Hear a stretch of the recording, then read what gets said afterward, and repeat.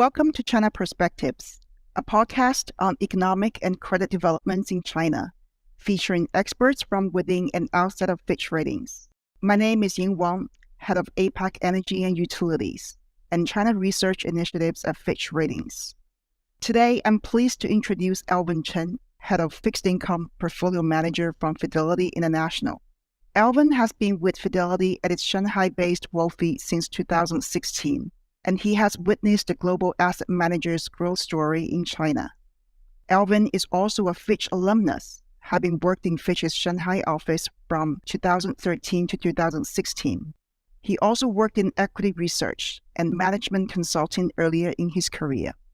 Alvin, thank you very much for taking the time to join the podcast. Fidelity International is one of the world's largest and most renowned asset managers. Perhaps you can give the audience a very quick introduction on Fidelity's presence in China.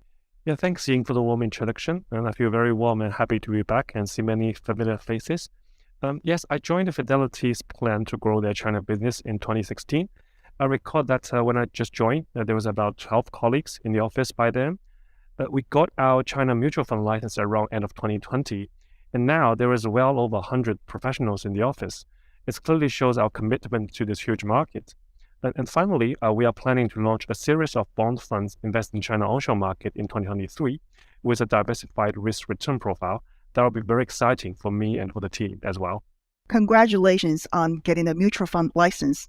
I look forward to the debut fixed income product from you and your team. I think your timing with product launching is pretty good because China's economy is on a growth recovery trajectory this year after moving away from stringent COVID control measures, which severely disrupted economic activities and dampened growth in 2022.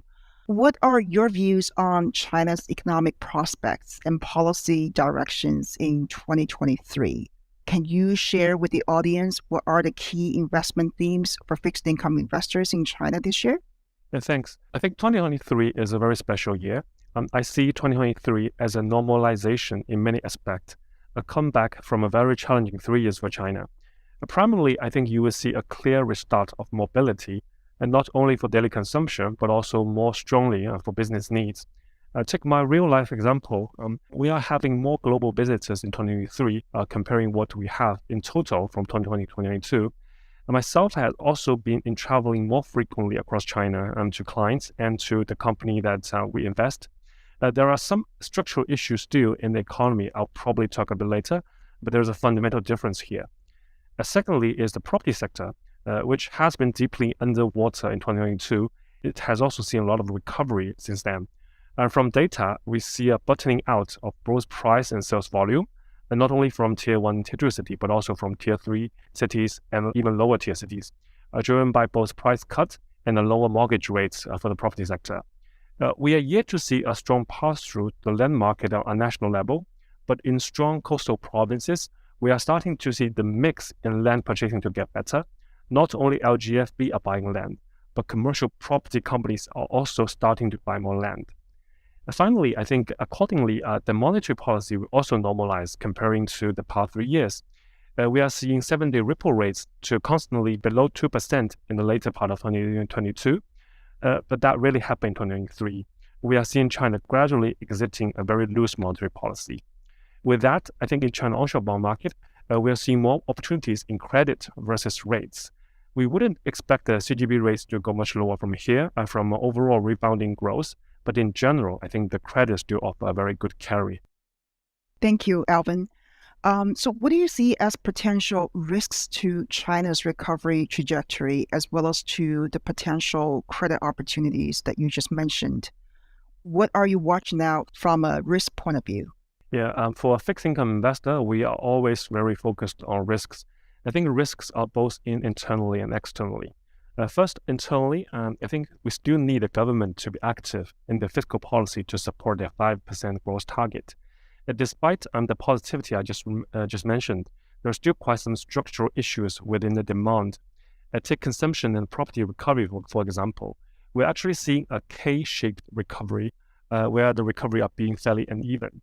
Take a restaurant, for example. We're seeing that for a lot of remaining ones, they're starting to having long queues, and as much as we have in 2019. but that is partially because the supply is crippled. If you go to some relatively suburb areas of the city, you are still seeing a lot of restaurants being closed. Same for the tourism sector. The ultimate question, I think, is whether the income of consumer is strong enough. Has it really come back to the level before the COVID, especially for the lower income groups? The regional recovery in property sector is also bipolar, as I mentioned. So to have a sustained growth, we probably need to expect more stimulus from the central government. Externally, I think we are also worried about the external demand.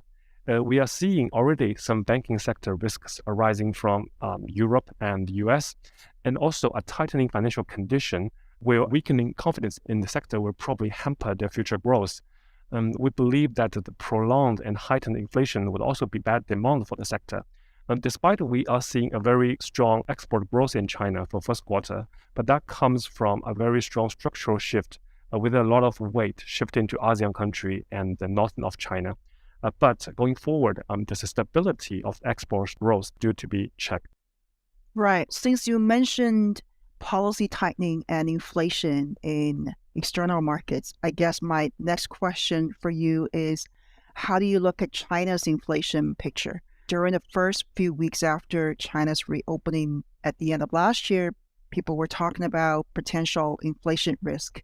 And more recently, the tone has changed. More people seem to start worrying about deflation risk. Obviously, inflation or deflation will have much impact on the domestic CGB rates, which are currently well below that of the U.S. Treasury yields. So maybe can you shed some light on this subject?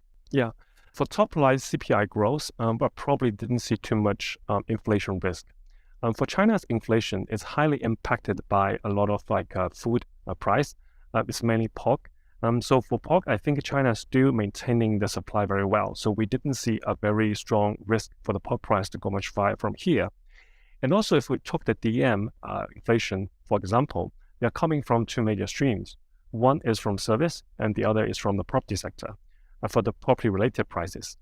For services, I think it's also different across DM and China. For DM, there is a lot of money printed from the central government to supply to the residential sector and to the normal consumers. But that didn't happen to China. So we are seeing a less kind of pressure from there. And also coming from that point, a lot of people with their subsidy from the government has exited from the job market, causing a structural kind of short supply in the labor market that caused a wage increase that also transmit onto the service price. For China, the picture is different. We are not seeing a lot of a direct subsidy from the government to the labor, to the normal people. And also we are seeing a rise in terms of the employment rate. So we are not in a risk to see a structural shortage of labor in China's service market. So we are unlikely to see a wage increase in the service sector to kind of have pressure on the CPI. On the second hand, on the property sector, we are also not seeing a huge kind of a rise in the rents in the housing price in China across the past 3 years as compared to DM. So that risk in China also is not as huge as compared to other DMs. So with that in mind, we are not seeing a lot of risk in China's CPI growth. In terms of PPI, I think for a lot of raw materials for the industrial sector, given that we are seeing a soften in the global demand for these materials, we are also seeing a price coming down with a lot of global commodities. So for China, I think inflation is probably still not a major risk. For deflation, I think it's also unlikely to happen in China. In general, what the scenario for China is that we are not seeing a recession here. What we are seeing is a kind of weaker recovery, but that is still a recovery. We are still probably witnessing something like a 5% growth in China within 2023. And the monetary policy in China are still in a relatively accommodative kind of position. So with these two factors, I'm seeing that the risk for deflation is also not very significant at this point of time. Right. That's very interesting. So we've talked about the macro picture, and now let's pivot to China's bond market, where your expertise is. China has the world's second largest bond market with a total amount of outstanding bonds in custodian at about 21 trillion US dollars at the end of 2022. And according to the People's Bank of China, foreign institutionals investments account for about 2.4% of China's bond market. So in your opinion, what opportunities can China's bond market bring to grow global asset manager, both in the short term and in the medium term? I think if you look at the long-term trend of foreign investment in the China bond market, this has been consistently on the rising since 2016. In 2021 and 2022, we are seeing that trend to slow down given a kind of reverse spread between the US rates and China rates. But it's starting to coming back in 2023. So I will still probably in future, I will still expect China's bond market to be of good value for global investor. But there are several key drivers behind that. I think the most significant reason for that is that China bond market is still a very good diversifier within the global asset classes. Take 2022, for example, we are seeing US rates going up a lot comparing to the previous years. With that, all the bond market in DM and also equity market, majority of them are making negative returns across the year. But China bond market is somehow sheltered from this risk. We're actually seeing a 3.3 return on the CNY terms across 2022. This is one of the few markets that still record positive return in that year. Even we consider the currency situation, the real return from the China bond market is still quite defensive comparing to a lot of global asset classes. That shows the diversification benefit of the China bond market.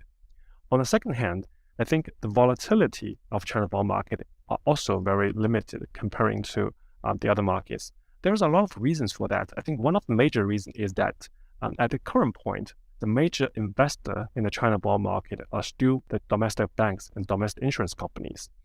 They don't actually have too much alternative beyond the China bond market. So the money are actually sticky. So when the price become attractive, the money will always come back. That is a self-correction mechanism within the market to help the market to stable. So diversification benefit and also, the low volatility are very good, created a very good Sharpe ratio for China bond market as an asset class. Despite that, in the short term, we are seeing a kind of a reverse yield difference between US rates and China rates, unlike most other time in his history. But I believe that with China growth outlook are still benign for the longer term, the absolute yield level for China bond market will still be attractive in a global context in a long-term perspective. That's very encouraging to hear.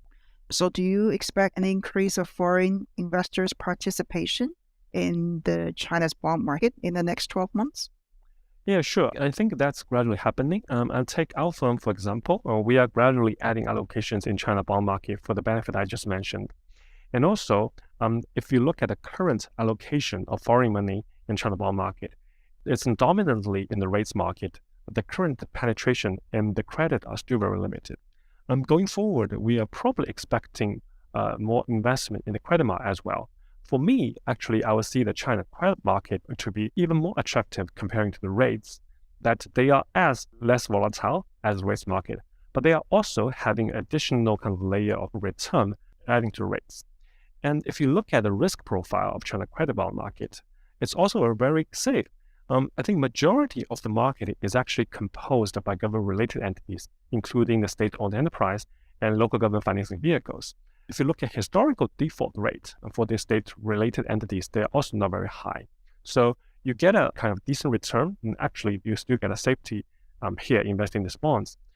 In addition, the liquidity of the market has also increased a lot in the China bond market across the past years. So if you look at a high-grade China credit bond, it is actually very competitive in terms of liquidity comparing to the US dollar bond market. So I would say that the current limitation in the China credit market is that global investors still are not very familiar with the market. As they are more familiar with the market, we're probably seeing more money going to that as well. So as a portfolio manager focused on the China bond market, we are doing a lot of education to the global investors. We hope that this attractive market will attract more kind of global money for going forward. On the other hand, we are seeing the government improving the global connection in terms of infrastructure in the past few years. Starting from 2016, we are seeing a lot of improvement into cross-border connection. We are having the CIBM Direct 2016.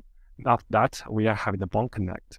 So it becomes more and more easier for the global money to invest in the China bond market. Yeah, indeed. As you rightly pointed out, I think many global asset managers' exposure to China's bond market is still in the rates products. Their exposure to credit is limited to very high quality names only. And based on my communication with some of them, the common challenge is that domestic credit ratings are homogeneous and do not provide enough granularity in risk differentiation. And doing due diligence on individual credits on their own is costly and also difficult due to insufficient disclosure and transparency, also due to limited access to company management. So do you see similar challenges further increasing credit exposure and especially going down the credit curve? Yes, I think what you mentioned is definitely the hurdles for the global investor to be more engaged in the domestic credit market. On one hand, you mentioned that the domestic rating. Yes, domestic rating definitely lacks diversification. If you do a statistics around the domestic bonds, probably over 75% of the bonds are just in the AAA and AA plus rating.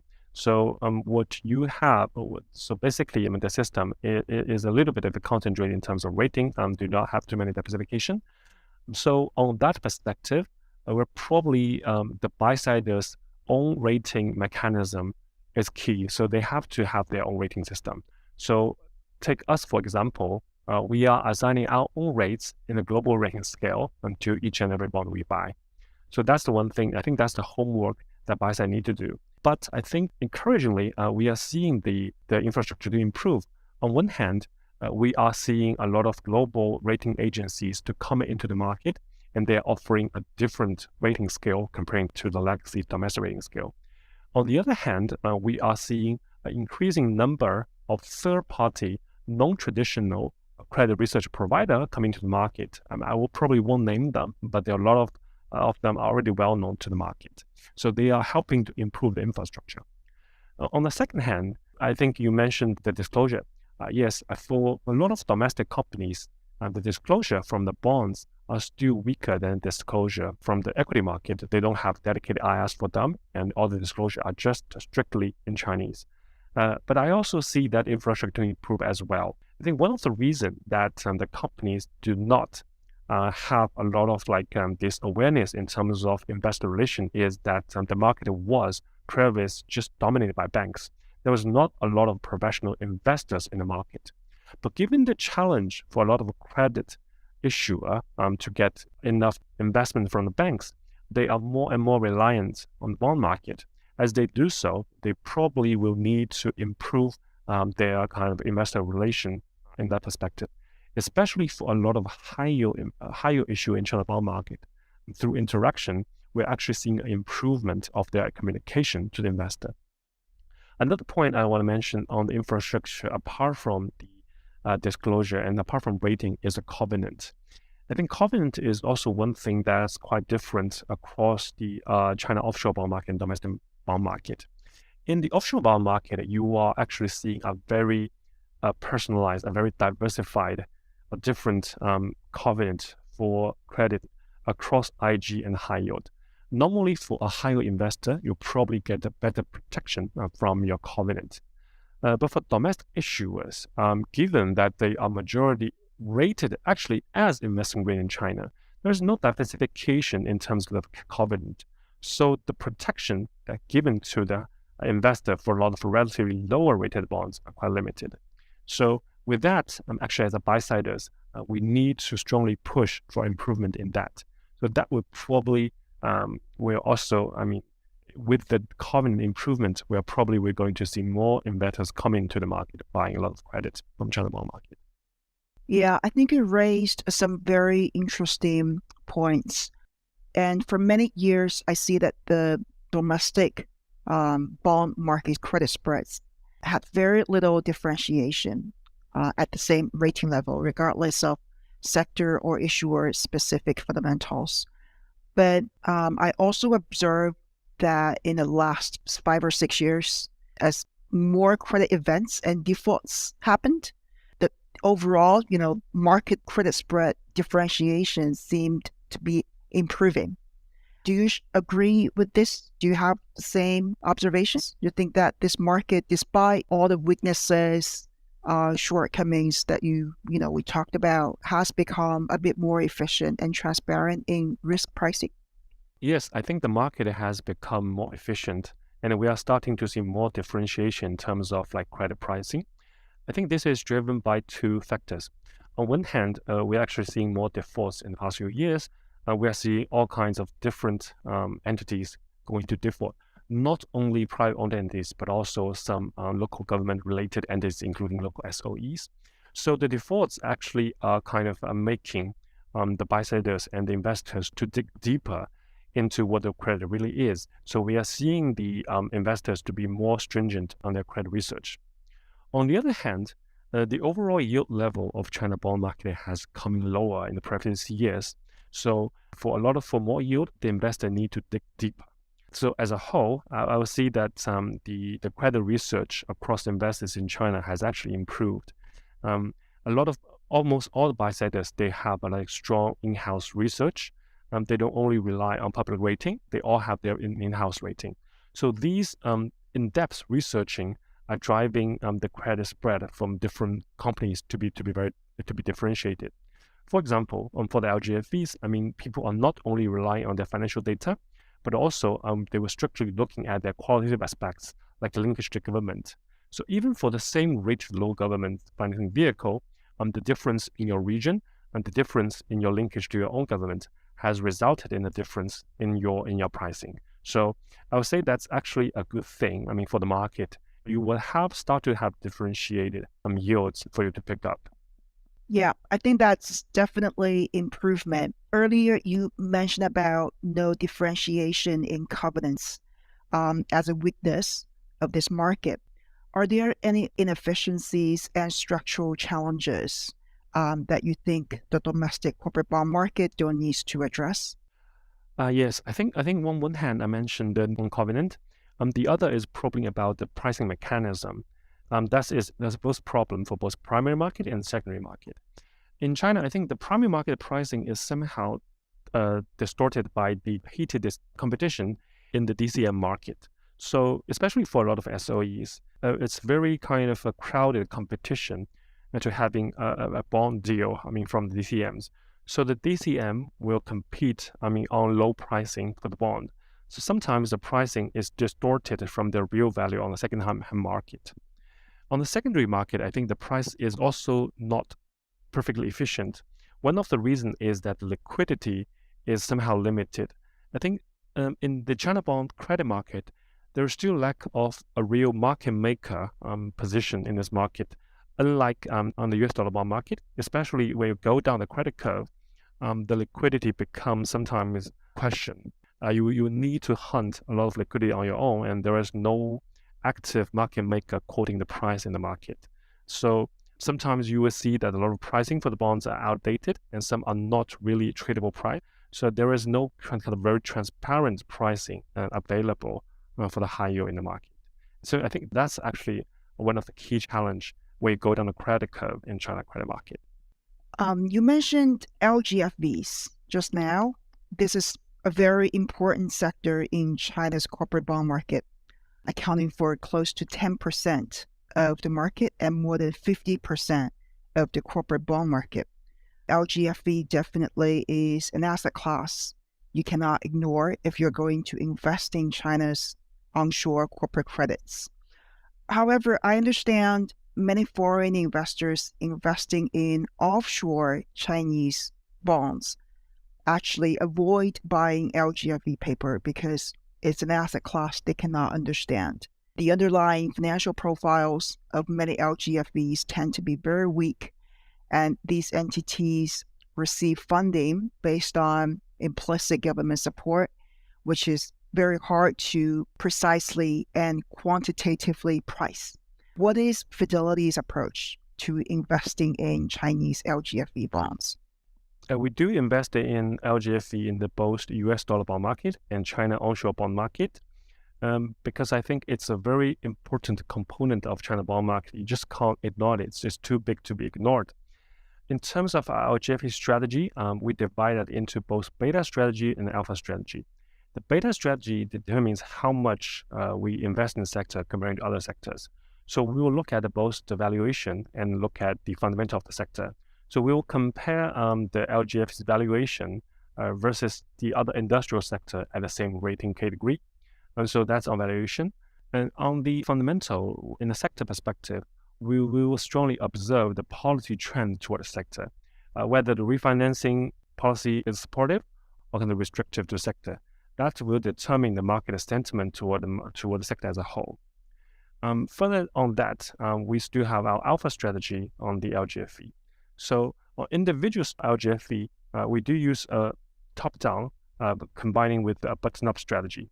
For a top-down perspective, we mainly look at local government's ability to support. For that, we look at the local economy, the competitive strengths of its key industry.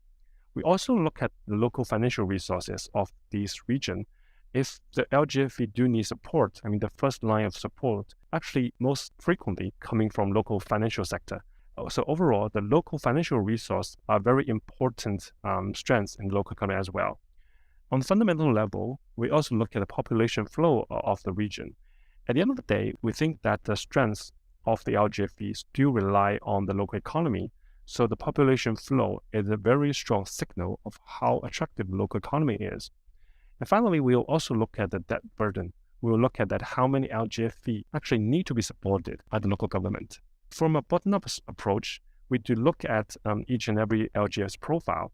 The most important of that job is looking at the LGF's role and its corners, whether it's a real LGFE or it is becoming less relevant to local government. We will look at its business kind of type. Is it undertaking a key task for the local government? Is the development trajectory in line with the local government's kind of future plan?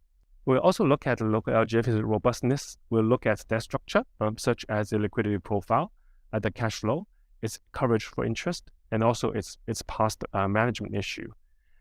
Finally, I think what's becoming increasingly more important for us is to look at the ESG side of LGFB, because I think ESG is becoming an increasing important priority of the government. So the LGFB also need to do well on ESG. And also, I think for ESG, a lot of element really links to the sustainability of the entity. So I think company that not doing well, for example, are not doing well on their governance, probably won't do well on the bond market. So this is becoming increasingly an important point for our approach to look at LGFE as well. That's very, very interesting. I feel that we can spend a lot of time talking about LGFVs. We probably need another full podcast session on that. But before we wrap up today, an additional question on corporate bonds. How do you see corporate credit risk this year? Are there any sectors or market segments where you see value? Also, are there any sectors where you will be underweight? Yes, actually, I don't see too much systematic risk in the China credit market, given that I expect the overall monetary policy still to be supportive, and need accommodative monetary policy is still needed in this phase of recovery, which is still relatively weak. Take sectors, for example. Within LGFE sector, we just mentioned, I see both risk and opportunities. I don't see systematic risk within LGFE, but I think, as I mentioned, the land income are still weak in 2023. So it's resulted in a lower capability for the local government to support. It's kind of lowered the local government's ability to inject the money into their related entities. So there is a higher risk of technical defaults of LGFEs in the relatively weak regions. This will probably create a lot of market volatility within the sector. But when that volatility happens, I think there is always opportunity to pick up good valued ones within the market. Now, on the other kind of interesting sector is property. I think a lot of property bonds still have money. They have not yet returned, fully returned to where they were before the whole property episode. But I will probably not go too long on the property duration. And overall, I think the short-term policy on the property market will probably still be supportive. A lot of policy will still be out on the demand side and also on supportive of the liquidity of developer. But from a much longer term perspective, I think the China growth engine will definitely shift away from the property sector. So I will probably not go very long on the duration of property sector, but some short-term bonds do offer good carry. Thank you very much, Alvin, for your valuable insight today. We touched on a lot of interesting topics, and I was able to pick up many enlightening viewpoints from you. I am very grateful that you took the time to join the podcast today, and I wish you success with your debut product launching in the coming months. Any closing remarks you would like to make to the audience? Yeah, thanks, Ying. I think as a company, we do have very strong commitment in China bond market. I think not only from the local perspective, the bond market will remain a kind of a safe haven for local investors. It will always be important as allocation unit for their investment decision. Going forward, its importance in the multi-asset investment in the capital market will remain important. But from a global perspective, I think the market is somehow undervalued from a global perspective. The familiarity in China bond market is still not as much as compared to China equity market. So I think with more attention to China bond market, I'm confident that it will attract more interest in the market. Thank you again, Alvin. You have been listening to Fitch Ratings China Perspectives podcast. To learn more about our ratings and research on China, visit us at fitchratings.com. Please subscribe to iTunes, Spotify, or wherever you get your podcast. Take care until next time.